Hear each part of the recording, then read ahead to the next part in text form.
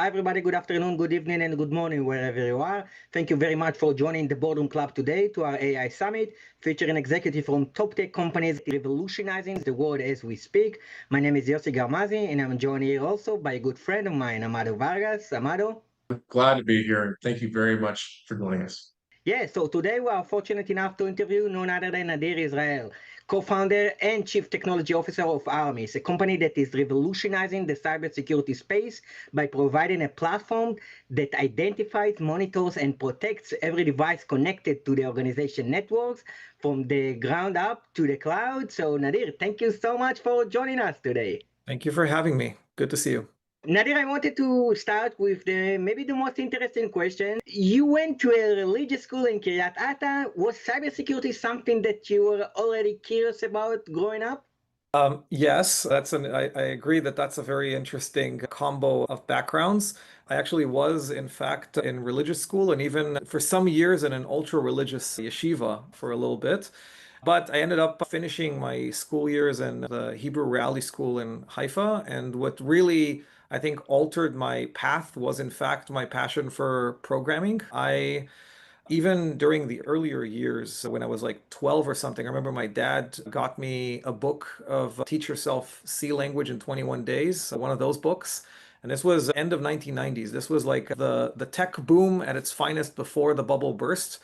So I started with that. I quickly finished that. Then I started doing just basically this like after school hour course to teach myself pretty much everything else. And here we are. From there on, the usual path of and cliche path of Unit 8200 in the Army. And I think my passion with cybersecurity was definitely solidified there. Definitely a great place to enhance your entrepreneurial and cyber skills. And I was also curious if you can share with us how your friendship with your co-founder and the CEO, Evgeny, started, and what ultimately led you both to found the Armis. First of all, in every way, maybe but one, we're actually like a couple these days. I feel like he's definitely my better half here. So Yevgeny and I know each other from the army. We didn't work in the same unit, but we collaborated on a project that later won the Israeli Defense Prize. And we got to know each other a little bit during that. We kind of worked from two sides of the fence. And then we both ran into each other again in the Technion, which is kind of like Israel's MIT, if you will. And I was studying physics and computer science. He was studying electrical engineering and computer science. And we were both in the same excellence program there. And to his credit, I will say that 2 weeks in to school, he told me, one day we're going to start a company together. And I thought to myself, like, okay, dude, fine. And then, joke's on me. Like here we are. I think that during the Technion, we both went a little bit of our separate ways. I went to work for Google for a little bit, which I think influenced a lot of how we build product and technology to this day. And he went during that time to a tiny little startup as a first employee called Adalon, which at the time, Asaf Rappaport and the guys from Wiz weren't quite as well known as they are today, but they did a magnificent job with Adalon at the time. They got bought by Microsoft for $320 million back in 2015. And once that happened, that was almost to the day when Yevgeny and I started. I left Google, he left Microsoft, or rather didn't enter Microsoft, and we started Armis just about 10 years ago. Yeah, that's fascinating. And you actually mentioned the Technion. So we just graduated from Cornell, and I did the last semester at Cornell Tech, which is this collaboration with the Technion. So We're all basically shared alumni of the same construct. yeah, definitely. So next company you start with me, not with Evgeny. And many entrepreneurs actually struggle with the idea how long to stay in the ideation phase. Can you take us back to Armis' early days and what was your process like? And what are some of the do and don't that you've learned back then? And if you can share with us also, when is the right time to start and deploying and selling your product? So let me take us back to our story, but I'll also try and adapt it a little bit to how it would be today based on also our experience with a lot of different entrepreneurs these days and kind of the challenges that they face.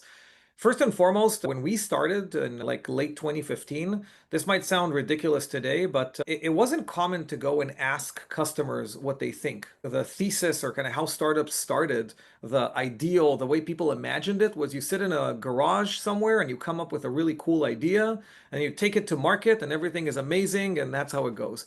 We almost did like the counterintuitive thing at the time, and we went and actually asked clients what they're missing, which is crazy idea. These days, it's of course much more common. We essentially did a little bit of a sunrise process for ourselves in the beginning. And as a result, we actually managed to find, I think, a very big but complicated problem statement that we can really build a large company and not just a feature product out of. Now, I think one of the lessons that especially Evgeny got from Adalom is you have to get friction with the market as fast as possible. It doesn't matter what you build. Like I will even go so far as to say it doesn't matter if what you built doesn't work at all. You just need to meet the market. And the reason is, and this is something that is something I tell entrepreneurs to this day, and it's super important.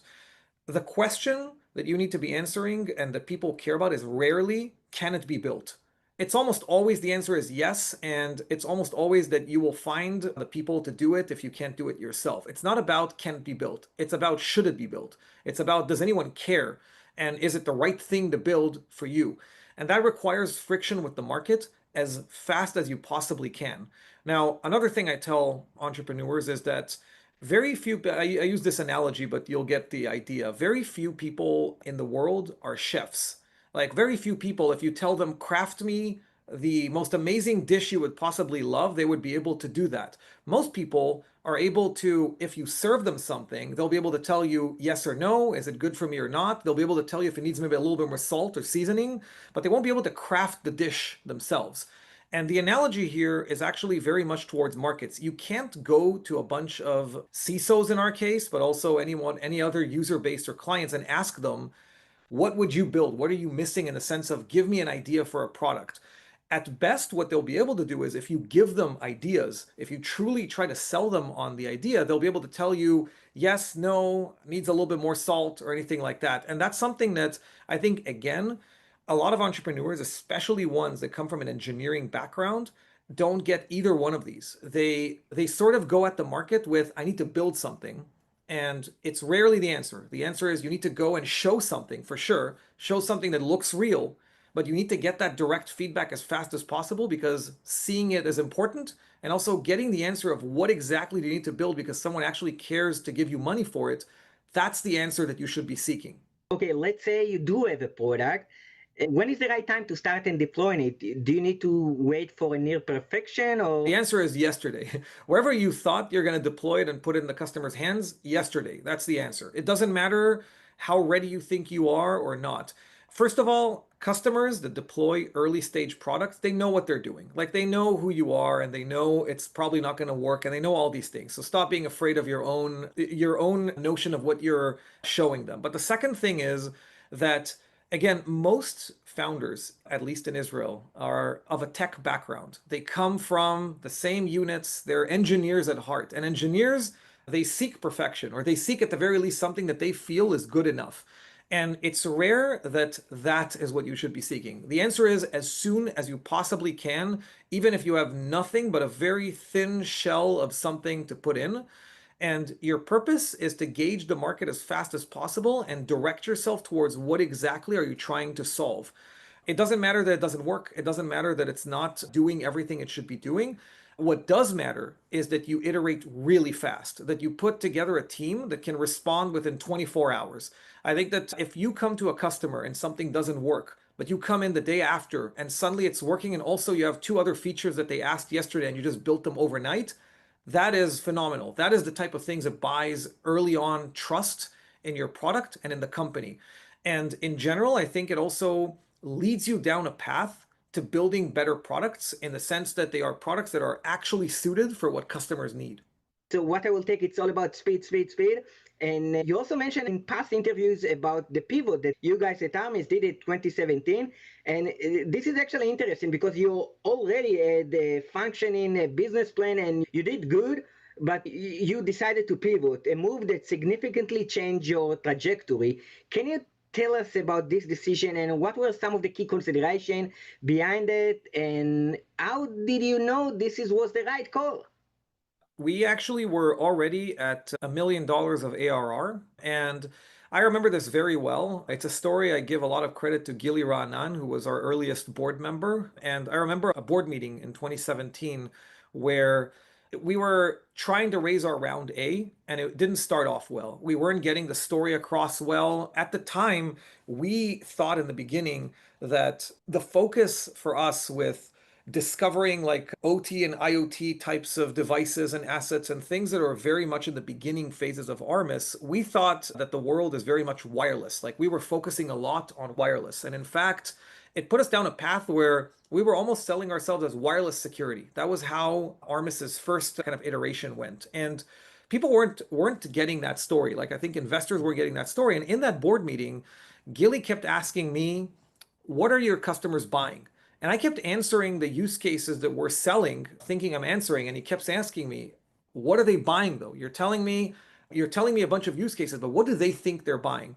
And it got a little heated. I don't mind saying it got a little bit, there was a little bit of volume there, but we broke for coffee. And during that coffee break, I feel like it's sort of like a sledgehammer, like hit me. What he's basically asking, he's saying like, okay, you might be selling them something, but is that really what they think they're buying? And that is a question that not only I think changed our company, but also we've been asking that question of ourselves over and over again for years. The fact that you think you're selling wireless security doesn't mean that that's what you got bought for. And in fact, when we analyzed that, even in those few minutes, we realized that we were being bought to secure devices, but we just happened to be bought by companies that are predominantly wireless. So it fit their use case, but not because of the use case that we thought we were selling.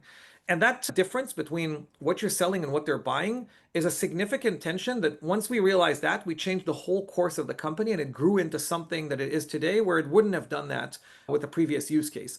This is something, by the way, I see a lot of founders struggle with. You get so comfortable and familiar with the story that you're selling and you see traction, like companies are buying what you're selling, but you don't stop yourself to actually ask, are they buying it for the reason I'm selling it, or are they buying it because there's a few features that they really like and it's actually applicable towards something else that it solves for them? And that's, I think to us, that changed the name of the game. We became first a device security company, later asset management, exposure management, and everything from that. And it grew from something that was, it sounds like a semantic change, but it was very, very significant for us. So you pivoted, and it's definitely something that you need to do in order to be a successful entrepreneur at the end. And Armis now actually is covering all kind of different devices connected somehow to the organization network. Can you tell us what has been your biggest engineering challenge in building a platform that covers everything from medical devices to industrial system to ultimately enterprise cloud environment? I think the biggest challenge is that on the one hand, you want to build a very robust, scalable architecture, but at the same time, you want to develop things fast. And also, you're constantly concerned that if you build too much and you find out it's the wrong direction or it's not big enough or anything like that, now what do you do with that? I think every good CTO that's more focused on outbound product clients needs a very, very good counterpart in the form of either a VP R&D or a chief architect that can balance them out well when it comes to considering all of these things together. I've been fortunate to actually have one of the best VP R&Ds I know, Aviram, who actually stayed with us until today. It's like over 8 years that he's in the company and grew with it, maybe even closer to 9, I'm not sure.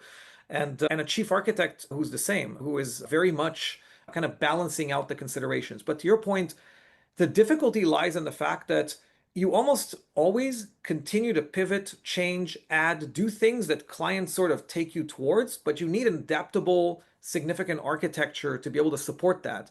And these days, with the fact that things are evolving very rapidly, people are using AI agents to code, they're doing a bunch of things that kind of generates a lot of infrastructure overnight. Those challenges become even more pronounced because you need to keep that tension of, you might build a great product, but you onboard 3 more customers and the whole thing breaks down completely because it's not capable of handling even the most basic scale. That tension is something that needs to be managed constantly. So now you got all these kind of different products that you can deliver to your customers. But in order to even grow further, you need to do some kind of M&A. And Armis has been very active in the M&A market with acquisitions like CTCI, Selk, and the recent one, Otoyo. From a CTO perspective, how do you approach the decision of continuing to sell the acquired company's products independently versus integrating everything into the core platform and only then start selling it? There's a bunch of different perspectives on this. It's a great question. And Armis has done now, to your point, 3 acquisitions, and we're looking at a bunch more in the future. I think that we, over the last couple of years, have really started to embrace this whole idea of growth through M&A and not just organic growth within Armis. And it poses, to your point, a bunch of different challenges. Now, first of all, the reason why it took us this long to start this is because we were very, very afraid of ruining something very good that we had going. I think that the culture in Armis and the people are amazing, and we didn't want to do something that might drastically alter that or ruin something that we've spent years building. But it also made us be very, very choosy and ultimately pick companies that are very much a good cultural match to Armis itself. And we've done really well with that. I think that the reason why the acquisitions that we've made so far have worked is because there's good cultural compatibility between the people, the founders, and everything around that. Now, to your question around integrating, there's 2 levels of integration, well, 3 levels of integration rather. One is a go-to-market integration. That sounds like the easiest, but that's actually the one that's hardest, I think, for companies off the bat to do. Like to your point, you asked the question of whether we go and sell the products off the bat or we take some time to build it into Armis and do all that. You can guess by my answer in the beginning about deploying products, which option Armis goes with. Aggressive all the way. You bought something, why not make money off of it right off the bat? But actually, more importantly than money, it's more about what are the use cases? What are people actually going to buy that product for? And going back to that question of what you think you're selling versus what they're buying, get the answers to that as fast as possible so that you can build towards the right direction. That's one. Go-to-market integration is difficult because go-to-market is difficult, period. And most companies have a problem executing on their own go-to-market, let alone go-to-market of things that they've just acquired. We are very fortunate in that regard because our sales org, as well as generally the go-to-market organization, is very, very strong and is able to supercharge a lot of these things. Case in point, Silk that was bought a little over a year ago, within 9 months grew 4,000% within Armis from a growth perspective of kind of customers actually buying their product, not Armis, not anything else, just their product. That is a testament to go-to-market excellence, and that's one layer. The second layer and the third layer are the products and the people. Now, the products are usually the next step after that, and you want to get to a point where the experience is unified to some degree. That first layer of go-to-market actually informs really well on which parts should be targeted first, but building a unified product experience is not only expected of you, but also very quickly, everybody flips on you, and what they were willing to sort of give you a little bit of leeway in the beginning, no more leeway. People expect the products to be integrated, and rightly so. The third part is the most complicated one, in my opinion. That's the people part. Armis's approach to this, and I don't know if it's like everywhere like that. I know that there's different methodologies for this, but Armis's approach is don't ruin a good thing off the bat. Study the organization first. Every organization that we've acquired started by staying their own separate unit for a while, reported directly to me, and allowed complete, first of all, visibility into understanding what they're doing well and what can be augmented through Armis, but also let them solidify their own kind of culture inside of Armis before we start experimenting with kind of breaking or merging or doing things inside of that. In fact, I will tell you that Silk, as an example, is a company that stayed as its own unit for over a year before we just now have begun to kind of introduce and just put them together into different teams. Otorio has happened a little bit quicker, and it's something that's happening right now as we speak, but we still kept that methodology of keeping it separate for a while, understanding each other better, and only then going out and performing changes. And you mentioned Silk, and Silk is actually interesting because one of the common investors that you and Silk have is Insight Partner that is very dominant at Armis. So I was just curious, when evaluating a potential acquisitions, how much does having and shared investors actually impact your ultimate decision making? It helps a lot. I would say that in the space where Silk operates, we actually examined and even partnered with some other companies before that, but eventually our board came to us and told us, if you're looking at this space, we have a really good company here to look at. Now, the reason why that's an interesting thing to look at, it's kind of like a warm intro or a mutual friend with a candidate that you're thinking to hire. It immediately increases trust and transparency. On the one hand, we have a trusted third party that we can also ask questions and get a candid set of responses as to how things look like. And secondly, we have a lot of transparency. At the end of the day, for natural reasons, I think that an M&A process is a little bit like dating. Like you get to know each other a little bit, you go into things, you start talking about life decisions, and eventually maybe you marry or do something. I think in this case, it takes away a little bit of the, I don't want to say BS, but it takes a little bit of some of what a company might mask or present itself as, because you know exactly what the board thinks and you know exactly what the real truth of it is. And you trust that your board will be forthcoming when it comes to helping you make decisions. And that was the case with Insight. I think Insight are a tremendous partner to us. They've been a tremendous partner to Silk, and they've been able to bridge that gap really well for us when it came time to make this acquisition. Absolutely, and we got a few more questions about Insight, but Amado is going to ask it later on. And last question for myself before we moving on to Amado is that Armis was founded actually before the rise of large language models like ChatGPT and Perplexity. Has LLM changed your product development approach or go-to-market strategy in any meaningful way? Yes, the answer is like pretty much any company. I think that we've jumped and added things based on that, and we've changed a lot of the methodologies of how we operate. I will say that like a lot of companies that were, let's say, born before LLMs and AI, I would say that things are always not happening as fast as I'd like them to, and there's always room to do more versus a team that starts today and we're just born into this. Like everything happens with AI from day zero. I constantly wish that we would do things faster, but I am very appreciative of the fact that many people in Armis use now LLMs and AI, both inside the product, but also for business processes. I think go-to-market uses it extensively in a lot of different elements of how they operate with customers.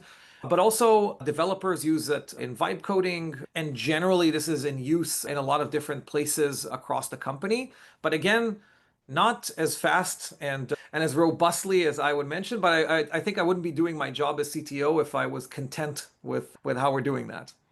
Yeah, absolutely. And Nadir, I got a bunch of questions to ask you, but Amado here also has a great question to ask you. So Amado, without further ado, the floor is yours. There, earlier you talked about how many times engineers tend to focus on building and not just asking the customer about their needs. Your 2025 cyber warfare report highlights the rise of AI-powered cyber attacks. How is Armies adapting its platform to defend against these increasingly sophisticated threats? Great question. We talk about this topic quite a bit. I think that people are underestimating both the power of AI cyber attack platforms as well as what it will require us as defenders to do. So there's a few different things. First of all, when you think about AI ultimately is compared to a human team of defenders as an example. It's the difference or the challenges are speed and scale. That's really what an AI can bring to the table. Like imagine for a second an attack AI that is attacking on all your fronts and all your vulnerabilities all at once. This is something that would be inconceivable for a human attack team, but is very conceivable, especially in the near future, for an AI governing entity. Now, the problem is on the flip side of that, that defenders are still relying on human intervention in pretty much everything or detection through humans in the loop. Secondly, a very big fear of automation. I think if you look at most defense stacks, automation of response is still something that a lot of folks are very afraid of. And thirdly, the use of AI to govern your own defenses. All three of these are areas that Armis itself is tackling. AI is as good as the data that it has at its disposal. And the reality is that a defender AI actually has a huge leg up on attackers. If a defender AI had good data of exactly all of your weaknesses, all of your security tools, all of the things at its disposal, it can actually put up a very good defense against an attack AI. But the data you have, one, two, automation of response, and three, the ability to provide an AI, the ability to respond to at least some level of threats before alerting you are all crucial and all things that Armis is not only championing, but also giving our customers the ability to do. Touching on your point about speed over stagnation, Many companies get stuck in AI experimentation. What advice do you have for product teams to reduce the gap between early demos and real deployment? Well, same exact, I'd say, advice as I give founders in the beginning. Deploy yesterday. I think that trying to experiment with AI for the sake of experimenting with AI is fun, and engineers like to geek out over that, but it's not very helpful at the end of the day. The way to approach this is to, as fast as possible, reach something that is actually visible to the user and then put it in their hands and let them tear it apart. Let them complain, let them tell you it doesn't work. Let them tell you where are all the holes in it, and then go and understand how you need to solve for those. The second thing is I think that we have a lot to learn from how AI and LLMs are used today in a bunch of other use cases. You don't need to reinvent the wheel. I think that in other walks of life, people use them today, and it's very intuitive for them to leverage ChatGPT for pretty much any question that they have, including taking pictures or talking to it. And the same goes in other elements of how we operate cybersecurity. At the end of the day, what we expect from an AI agent or an LLM is to answer questions, give us the gist of things, not allow us or not have us drill ourselves into charts and graphs, but have it do it for us and do it fast and surface to us all the insights that we should be aware of. I think that with those elements in mind, it should give a very good blueprint of where AI can serve to really push products to the limits. And I would say that AI enables users and enables systems to go closer to where problems originate and solve them there, be it in how we write code, be it in how we scan or understand vulnerabilities. And the more you operate and use that, the better the product in general and the workflows it generates become. Also connecting to, does the idea actually work, which you spoke on with Yossi. It's talking about AI agents and copilots. From your perspective, what's real and actionable versus just hype? What buzzwords should tech leaders be wary of? Oh, that's a terrific question. First of all, the fact that everything is AI is a problem, right? Like, because you can't really distinguish where there's a real brilliance or real tech and where there's not. But I'd argue that it honestly, that's not the question that really matters. What matters is there value in what that thing is doing? And value is measured also, by the way, in accuracy and depth. Like, I mean, I can have a copilot for writing code and it writes, abhorrent code. It doesn't help me. It doesn't provide value. In fact, I saw research the other day that vibe coding potentially and some of the different AI agents that help you with that as a copilot actually slow down developers because they're constantly sort of sifting through the code and fixing things because it's not great code.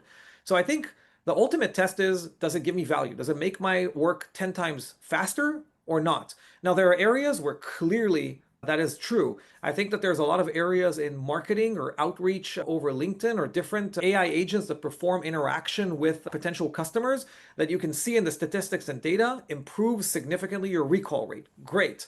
But when it comes to some of these other tools, I think the ultimate measure is not to look at shiny objects, not to look at what looks cool, but honestly measure with real KPIs. Is this giving me actual value or not? Yeah, and just to add on that, I can tell you that a good friend of mine actually is a software engineer. And when the AI boom started, he started as well to use Cursor. And suddenly he's not sure if he forgot some coding or. Exactly. Exactly. Oh, and great answer. Moving away from shiny objects towards things that actually work, Army started with device visibility and now leads in exposure management.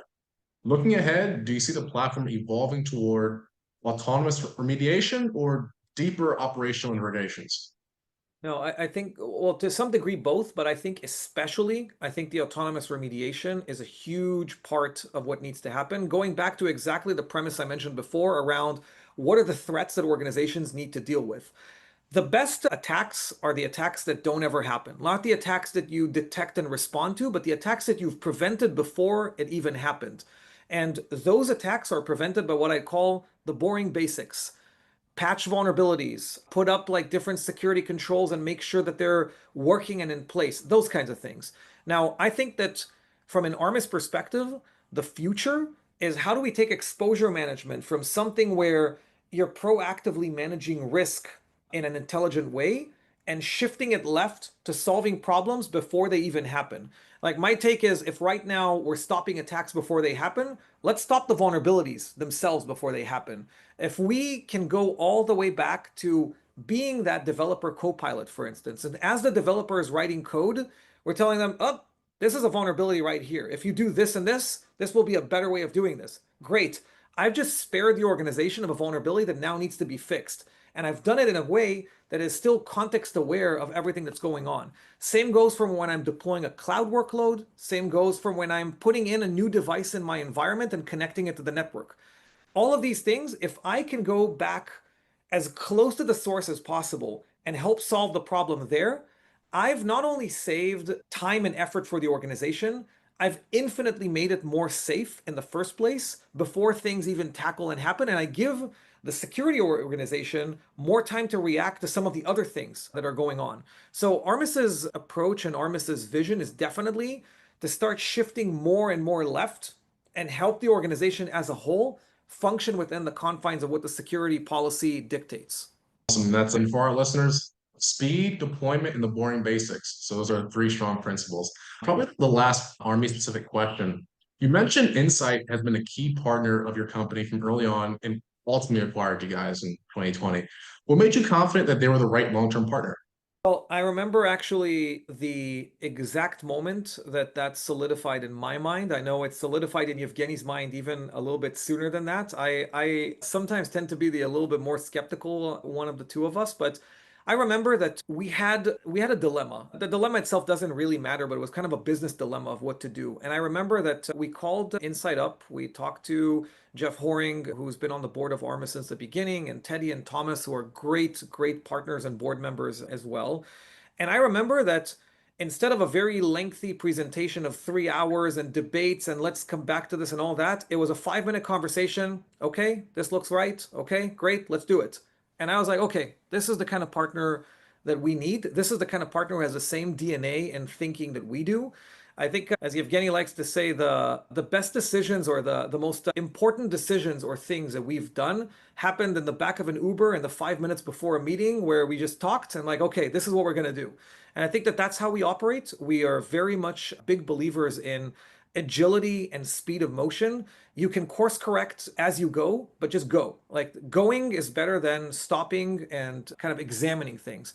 I'm not saying it's a universal truth, but it's a truth that definitely works for us. And I think that Insight are very similar in that regard. And it's something that blossomed into an amazing partnership that we've had with them for coming up on 6 years now.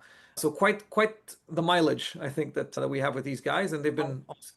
I can tell you actually that we spoke with George Maggio from Insight Partners, and he told us, hey guys, look, it seems like you have this kind of secret Insight Partners podcast because we interview you, and we interview also known from Wiz, Tomer from Sentinel-1. So maybe we do have a kind of like a secret Insight podcast. Well, I'm happy to be part of that community and part of perpetuating that particular statement for sure. Yeah, absolutely. So more on a Nadir note, obviously your upward ascension to CTO, was there a mentor or a piece of advice that impacted you along the way? I've had, I think, many people that I've either taken advice from or followed their lead. I think that first of all, the Adalom team, way back when in the beginning, was a huge inspiration, I think, for us in a lot of different ways. And I think that generally the ecosystem of founders and VCs in Israel specifically is phenomenal when it comes to especially cybersecurity, but also in general. I think that there are so many people to learn from, and everybody comes at it from a very humble place. I think that everybody I've spoken to, no one ever, I don't know, no one ever acts a certain way. Everybody's sort of just very open, like, tell me the problem, let's think about it. And everybody really helps each other. I would say that I kind of mentioned this before, but Gili in particular has been, to me personally, also a great mentor. I think that he comes from a founder slash product background, and that turning into a VC, aside from the fact that he is legitimately one of the smartest people I know, I joke all the time with him that He's the kind of person that you come and you give him like a problem that you've thought about a lot, and then he thinks about it for 30 seconds and he brings back an answer that is so simple that you're not thinking he's smart. You're thinking, how am I so dumb? Like, why did I not come up with such a simple answer? So I think there have been quite a few folks along the way, but really this ecosystem is so precious and good in helping others that I think that's also what compels myself and Yevgeny today to really help founders, even folks that reach out cold completely over LinkedIn. That help, that giving back to the community is something that's very ingrained in us because we got a lot of help early on as well. Really. Also on that note, away from being the CTO and handling cybersecurity, what are special hobbies outside of work? That's a really good question. I do like doing crazy extreme things where I can. It's not that I'm not like a regular in any one thing, but let me jump out of something, drive something fast, do something a little bit stupid, and I would love to do that. These days, my fiance is a little bit more, I don't know, she's holding me back a little bit on some of those things. She doesn't like that I'm that crazy. And in the past, by the way, Yevgeny, I remember used to really question some of these different decisions, try to stop them from happening. But I do like whenever I can to do something that's just a little bit on the crazy end of things. Nothing like a good rush that they really give you a perspective on life. Surprise me, speed the name of the game. So it falls right in line. Speaking of that, hey, what keeps you motivated day to day? I think for me, it's definitely the building and the satisfaction of seeing customers use what you've built, or mostly even what the people that you lead or work with build. And it's definitely the people themselves. My best and worst experiences at Armis have always been related to people. They've always been related to great things that people have done or people who are leaving or you otherwise have to, help them out. I think that those are some of the things that are the most emotional for me, but definitely it's the building part. I think that the fact that Armis has not only grown as a company, but is capable of affecting so much of the space around it and build things that people actually want, and the satisfaction I see on the people at Armis who 10 years ago, this was barely an idea on a couch, and now there's close to 1,000 families that make their living out of this company. It's something very, very satisfying. And I think that as we build and grow, as we don't lose that edge of just moving forward, that's the part that drives me the most. Right, those core principles is what makes Armis so great. And then lastly, if you weren't the CTO of a successful cybersecurity company, what other job could you see yourself doing? I cannot imagine doing anything but being a founder of a company. Like I know that if and when in years from now, after Armis is like IPO'd and everything has gone forward, I know that what I'm going to do is just found another company. Like I can't imagine doing anything else. I'll say this and I'll say another thing, which is throughout the journey in Armis, a good amount of people that I know have come to me and told me variations of I always thought I wanted to be a founder. Then I saw you and how you work, and now I don't want to be a founder anymore. And I always tell people it's not like if you're in this for money or fame or anything like that, there are easier ways to make money than to be a founder. It is a very, very hard and very lonely job in a lot of cases. And you need to really love the pain. You really need to love everything about how hard it is. Like you need to really, really love it to your core to do this like this. And to me, it's not about finding comfort. It's not about going and resting on some beach somewhere. I feel like it's that same passion that would be driving me to do exactly the same thing. So I cannot possibly imagine doing pretty much anything else. Thank you for all the answers, and I'm passing off to Yossi now. Yes, so thank you very much. We learned so much from you. And for everybody else in the audience, stay tuned. We got amazing episodes to show you from Sentinel-1, Tamar from Glean, and a bunch of other cool companies, and even a few VCs like Anderson Horowitz, and of course, Inside Partners. So thank you so much. And yeah, thank you again, Nadir. Very, very much. Bye-bye.